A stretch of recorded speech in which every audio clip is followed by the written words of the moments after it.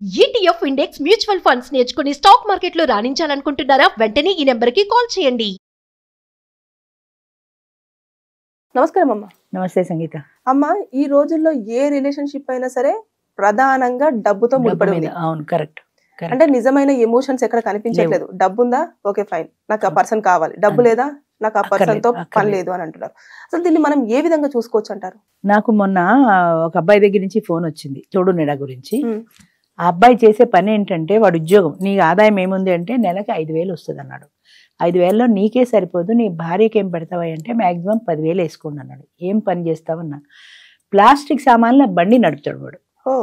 వాడికి కూడా తోడు కావాలి, నిజమే, కాదని అనలేము. కానీ వాడిని ఎవరైనా పెళ్లి చేసుకుంటారా? ఎవరు చేసుకోరని నా మనసు నాకు చెప్తోంది. 30,000 అంటే ముఖం చూడాలి. ఆటో వాడు సంపాదిస్తున్నాడు ఈ రోజుల్లో 30,000 సంపాదన అంటుంటే, 5,000 సంపాదించేవాడిని ఎవరు చేసుకుంటారు? వాళ్ళలాంటి లేబర్ ఎవరైనా గోచి బస్సు నీ వెనకాల బండి దోసుకుంటూ, అది కూడా ప్లాస్టిక్ సామాన్లు అమ్మేది లాంటిది కావాలి.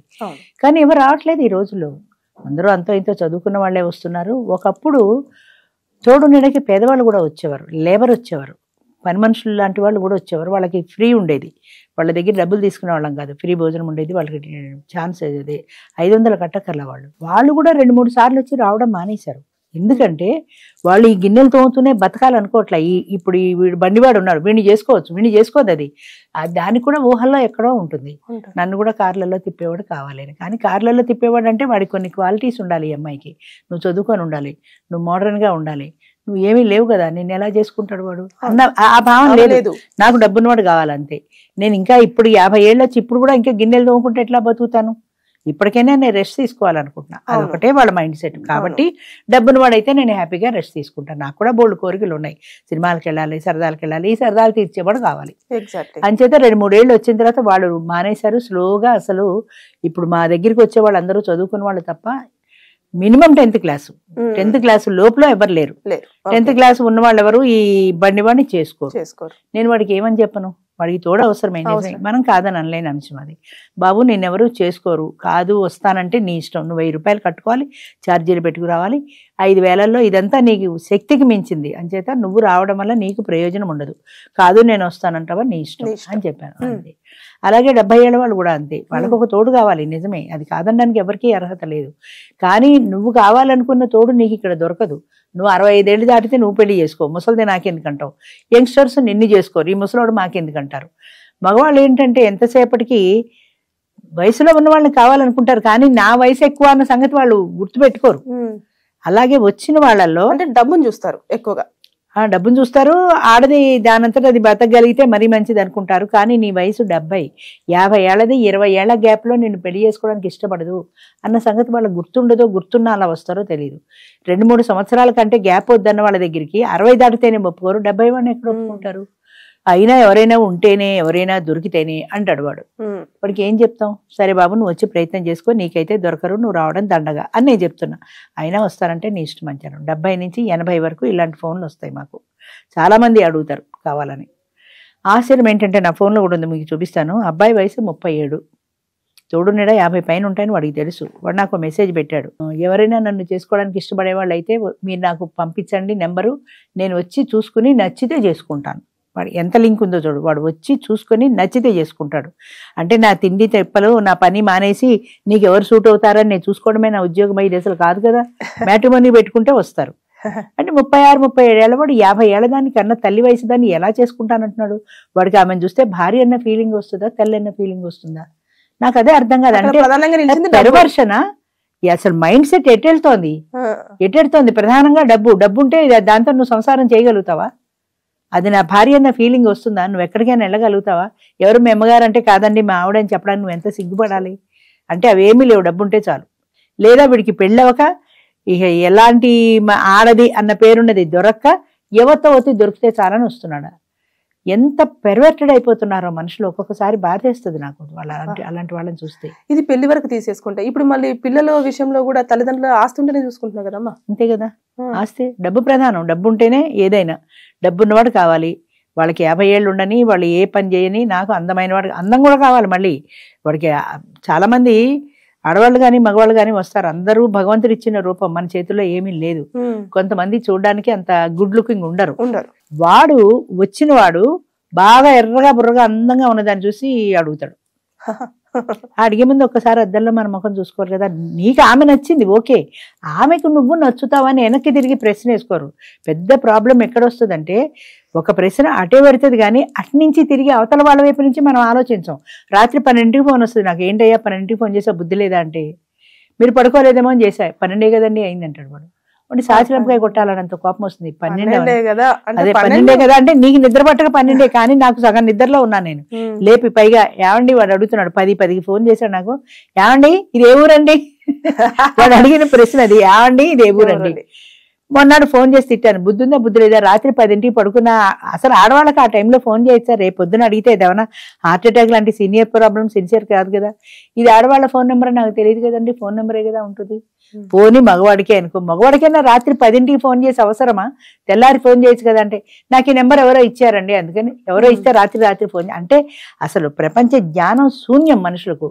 నాకు ఫోన్ నెంబర్ వచ్చింది నేను ఫోన్ చేశా అంతే, అంతేగాని ఈ టైంలో చేయకూడదు అన్న పరిజ్ఞానం లేదు. అలాగే ఈ విషయంలో కూడా అంతే, నాకు నచ్చింది కాబట్టి నేను అడిగా, నచ్చపోతే మానేమానండి, వద్దని చెప్పానండి. వద్దని డబ్బులు ఉన్నాయి, నీ మేలిగో హర్ట్ అవదా, ఆవిడ నువ్వు నచ్చలేదు నాకు వద్దని నీ ముఖం మీద చెప్తే నీ మేలిగో హర్ట్ అవదా. అంచేత ఆడవాళ్ళు కూడా వాళ్ళు లేవరు, వాడి నెంబర్ చదివి ఈ టోకెన్ నెంబర్ ఎవరు లేవనమ్మా అంటే వాడిని చూడగానే వాళ్ళు ఎవరు రావటం లేదండి ఎవరు రావటం లేదండి అంటాడు. అద్దంలో నీ ముఖం ఒకసారి చూసుకో. అచ్చా అలా కూడా జరుగుతుందా? బోలుడు అలాగా. ఎవరో ఒక ఇలాగే ఎవడో అంటే ఒక అమ్మాయిని చూపించా, ఈ అమ్మాయిని చేసుకో, ఈ అమ్మాయి రెడీ నేను చేసుకోవడానికి. వద్దండి వద్దండి అన్నప్పుడు నీకు అందమైంది కావాలి, దానికి కూడా అందమైన వాడే కావాలన్న ఆలోచన నీకెందుకు రాదు, అది ఆలోచించుకోవాలి కదా. అది లేదు. కొంతమంది డబ్బున్న వాళ్ళే కాదు, మిడిల్ క్లాస్ వాళ్ళు కూడా ఉంటారు. అందరూ ఎర్రగా బుర్రగా ఉన్న వాడి దగ్గర ఇంత పెద్ద క్యూ ఉంటుంది, ఇంత పెద్ద టోకెన్లు ఇస్తారు ఈమె నాకు కావాలి అని. యావరేజ్ గా ఉన్న వాడి దగ్గర ఒక్క టోకెన్ ఉండదు, ఒక్కళ్ళు అడగరా. అంటే రెండు చూస్తారమ్మా, అందంతో పాటు డబ్బు రెండు చూస్తారు. అందం ప్రధానం, దాని తర్వాత ఆమె ఉద్యోగమో డబ్బో ఉంటే ఇంకా మంచిది, అది సెకండ్ అనుకో. ముందు ఫస్ట్ అందం ప్రధానం. నువ్వు కూర్చొని లేవలేవు, నీకు 65 ఏళ్ళు 70 ఏళ్ళు వస్తున్నాయి, ఈ అందగత్తం చేసుకొని నువ్వేం చేస్తావు, అది ఎక్కడో దుకాణం పెడుతుంది నీ ఇంట్లో, మనశ్శాంతి లేకుండా పోతుంది కదా. అంటే ఎర్రగా బుర్రగా ఉండాలి, అందంగా ఉండాలి, అందంగా ఉండాలి. ప్రతి వాళ్ళు అడిగేది ఇదే, అందంగా ఉండాలి. తప్పని నేను అంటే అందమైన భార్య కావాలని ప్రతి ఒక్కరికి ఉంటుంది, అందమైన భర్త కావాలని ప్రతి ఒక్కరికి ఉంటుంది, సహజం అది. కానీ దానికి ముందు మన స్థాయి చూసుకోవాలి కదా. నాకు ఒక ఫ్రెండ్ ఉంది, ఆవిడ ఏమడిగిందంటే, నాకు నా భర్త చనిపోయాడు, నాకు తోడు కావాలి. అమ్మ తోడు నేను ఇచ్చేది కాదు, మీటింగ్కి రండి, మీటింగ్లో చూసుకోండి. నాకు దామోదరరావు గారు లాంటి వాళ్ళు, దామోదరరావు అంటే మా భర్త, దామోదరరావు గారు లాంటి వాళ్ళు కావాలి. ఆయనే ఎందుకు అడుగుతున్నావు, ఆయన లాంటి వాళ్ళు ఎందుకు అడుగుతున్నావు, ఆయన మిమ్మల్ని టూర్లు అవి తిప్పుతారు కదా. నేను దామోదరరావు గారు లాంటి వాళ్ళు ఎందుకు, దామోదరరావు గారే ఉన్నారు నాతో పాటు కారులో వచ్చే ఇంటికి, నిన్ను పరిచయం చేస్తాను. ఆయన ఓకే అంటే అదే క్షణంలో నేను వెళ్ళిపోతాను, నిన్న ఆయన ఓకే అంటే నేను వెళ్ళిపోతాను.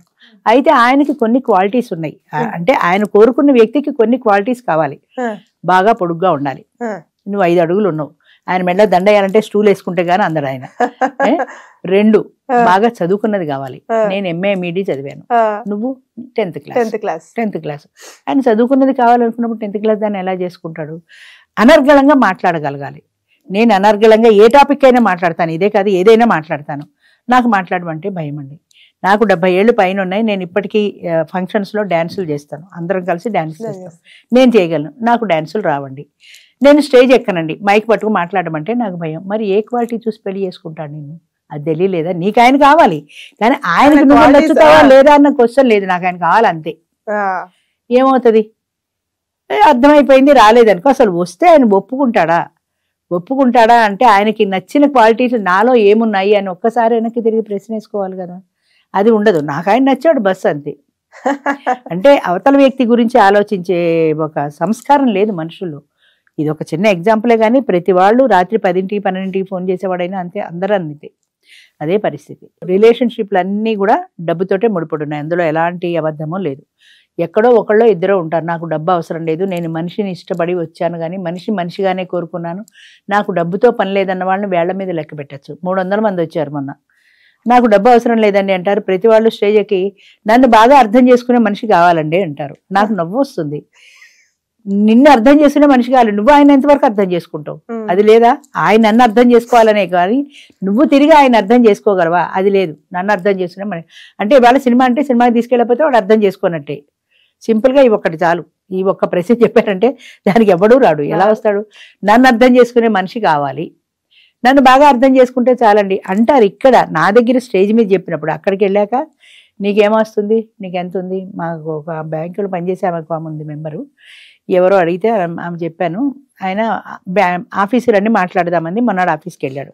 ఆవిడ 3 ప్రశ్నలు వేసింది. ఒకటి, నీ ఆస్తి ఎంత, ఓకే, అది నీ ఒక్కడికైనా అందులో వాటాలు ఏమన్నా ఉన్నాయా, ఒకవేళ అంటే పిల్లలకి ఏమైనా షేర్ ఉందా, ఒకవేళ వాటాలు పోతే ఆ ఆస్తి వాల్యూ ఎంత, నీ వాటాకు వచ్చే ఆస్తి వాల్యూ ఎంత, ఈ 3 ప్రశ్నలు అడిగింది. ఇంకా ఆయన ఇంకా జవాబు చెప్పాలా, వచ్చేసాడు. నువ్వు ఉన్నావా, తిన్నావా, నీ పరిస్థితి ఏంటి అని నా మంచి చెడ్డలు ఏమి అడగలేదు ఆమె. ఆస్తి నాకెందుకమ్మా అని వదిలేశాడు అంతే. అలాగా డబ్బు కోసం చేసుకునే వాళ్ళు చాలా మంది ఉన్నారు. మన వంక పెట్టడం కాదు కానీ డబ్బు ప్రధానం. మనకే 50-60 ఏళ్ళు వచ్చే ఎన్నాళ్ళు బతికి చేస్తాము. ఏదో ఇంత అలానే లోయర్ క్లాస్ అది ప్లాస్టిక్ బండి వాడిని చేసుకోమంటలా నేను. నీకు ఏదో ఫుడ్ పెట్టగలిగితే చాలు కదా, ఏ మోటార్ సైకిల్ మీద ఓ సినిమా తీసుకెళ్తే చాలు కదా, కారులోనే తిరగాలి, మంచి బంగ్లా కావాలి, మంచి ఇల్లు కావాలి, నేను వంట చేయను, వంట మనిషి పని మనిషి పెట్టి నన్ను పువ్వులాగా రోజుకొక చీర కట్టుకొని నేను సోఫాలో కూర్చుంటే ఇలా అలంకరించుకొని ఆయన చూసి ఆనందించాలి అంతే. డబ్బుతో పూజించాలి అంతేగాని అవతల వ్యక్తి ఏంటి, వాళ్ళ పూర్వాపరాలు ఏంటి, వాడి కుటుంబం ఏంటి ఎవరికి అక్కర్లా. నా కుటుంబం ఏంటి ఆయనకి చెప్పాలి, ఆయన కుటుంబం గురించి నేను తెలుసుకోవాలి, ఆయన కుటుంబాన్ని నాతో నేను కలుపుకోవాలి, నా వైపు నుంచి ఈ ప్రయత్నం ఉండాలి. అసలు ఏమీ లేదు, నథింగ్ అంతే. అందుకనే అలా మిగిలిపోతారు. ఏమవుతుందంటే ఆశ కూడా ఒక అంత ఉండాలి కదా, అది లేని వాళ్ళు అలాగే మిగిలిపోతారు. మొత్తానికి బంధాలన్నీ కూడా అందంతో, బంధాలు ఈ రోజుల్లో డబ్బుతోటి అందంతో ముడిపడి ఉన్నాయి. ఆడైనా అంతే, మగైనా అంతే, ఎవరైనా అంతే. చెప్తే కష్టంగా ఉంటుంది వినడానికి, కానీ but it is a fact, నిజం ఇది. కఠోరంగానే ఉంటాయి కదా, అది అర్థం చేసుకోగలిగి ఎప్పుడు ప్రతి మీటింగ్ లో నేను చెప్తాను, మనసుకు ప్రధానం ఇవ్వండి. అది మనకు అందం కనపడదు, అదే మనసు ఎలా ఉందో మనకు కనపడదు. కొద్ది రోజులు మాట్లాడుకోండి, అందులో మీకు మనస్తత్వం నచ్చితే దిగండి. పెళ్లి అనేది చాలా క్లిష్టమైందమ్మా. మీరు పెళ్లి చేసుకోవాలి అని అనుకున్నప్పుడు మీరు బయట కూర్చొని మాట్లాడుకున్నప్పుడు ఎంతైనా 3 సంవత్సరాలు మాట్లాడుకుంటారు, బాగానే ఉంటుంది. ఎందుకని స్వీట్ థింగ్సే ఉంటాయి. ఏ హోటల్లోనో, ఏ సినిమాలోనో, ఏ లంచ్లోనో కలుస్తారు. అప్పుడేమీ సమస్యల గురించి మాట్లాడుకోరు కదా, అన్నీ స్వీట్గా ఉంటాయి, అన్నీ బాగుంటాయి. కానీ పెళ్లి చేసుకుని ఒక చోట నివసించడం మొదలుపెట్టిన తర్వాత కష్టాలు, కన్నీళ్లు, బాధలు అన్నీ షేర్ చేసుకుంటారు. అబ్బా నాకు బాధలు వద్దు బాబు అంటే తప్పదు కదా, భరించాలి కదా. అబ్బా నేను అందుకోసం పెళ్లి చేసుకోలేదంటే కుదరదు. ఒకసారి యాక్సెప్ట్ చేసిన తర్వాత మైనస్ ప్లస్ 2 ఉంటాయి. అనుకోని దిగితే నువ్వు దాన్ని యాక్సెప్ట్ చేయగలుగుతావు. నాకు అన్ని ప్లస్లే అంటే నువ్వు యాక్సెప్ట్ చేయలేవు, అది ఉండదు. అన్ని ప్లస్లే అన్న ఉద్దేశంతో దిగుతారు. నువ్వు దిగేటప్పుడే ప్లస్లే కాదు మైనస్లు, సినిమాలో అలాగా ఎత్తుకుని తిప్పుతాడు అని అనుకోకూడదు. కొన్ని రియాలిటీ కూడా ఉంటాయి అని, మైనస్లు కూడా ఉంటాయి. ఆ మైనస్ని ఫేస్ చేయగలిగిన ధైర్యం నీకు ఉండాలి, ఓర్పు ఉండాలి, సహనం ఉండాలి. అది ఉండదు. ప్రధానమైన కారణం ఏంటంటే అది ఉండదు. అది ఉన్నవాళ్ళు హ్యాపీగా పెళ్ళిళ్ళు చేసుకుంటున్నారు. ఇప్పటికీ మా దాంట్లో కూడా హ్యాపీగా ఉన్నారు. బంధం, అనుబంధం అనేది మనసుకు సంబంధించింది, డబ్బుకు సంబంధించింది కాదు. అది మర్చిపోకూడదు. Thank you.